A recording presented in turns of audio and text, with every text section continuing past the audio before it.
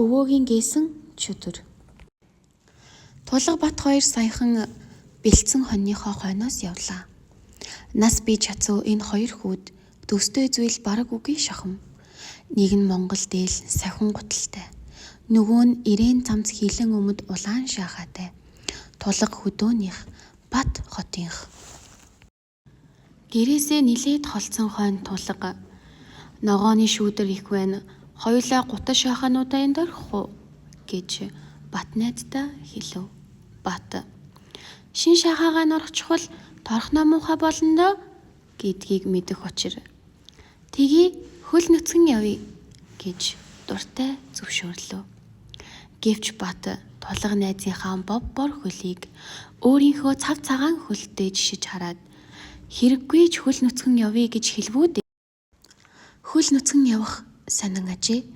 Улан доороос нь чийг дааж сэрүү татаад гижиг хурж байгаа юм шиг, хорсож байгаа юм шиг нэг л хачин санагдана.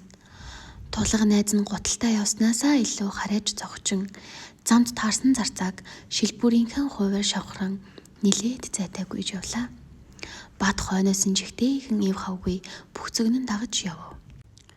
Тэгтэл нэлцгээс хийсэн юмн дээр гიშгэж орхив. Огл үсрэн зайлуутаа ажвал яах харахгүй могой. Тэгэхдээ бүр хоёр толгойтой амар ирээ могой атрилдан хэвтэн.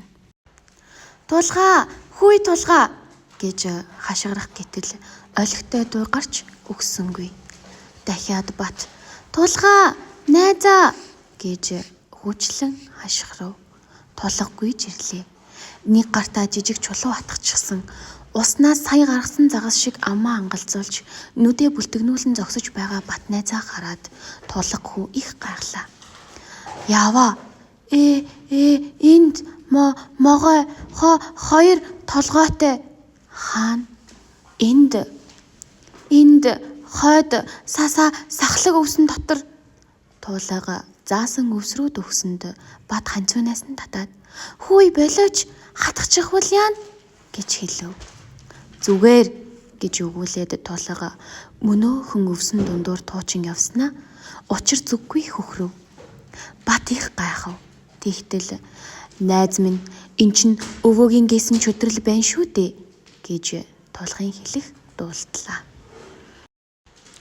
Тулга хоёр толгойтой могойг багалзуурдах мэт өргсөөр гүйж ирв.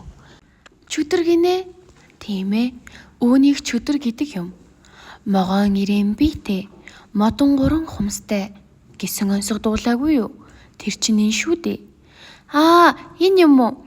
Ястай их айлаа шүү гэж хэлээд бат хизээ шүүж авсныг мэдэхгүй гардах жижиг чулууга өвсөн дунд сэмхэн хаялаа.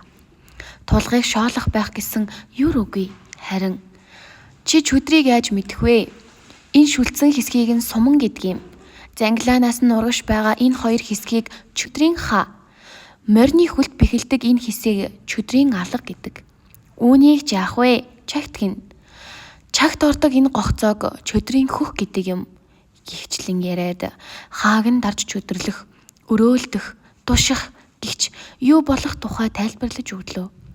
Хоёр хүү өвөөгийнхөө гээсэн чөдрийг олсондоо их л баярлан хоньныхоо хойноос гангар гунгар ярилцаар явжээ.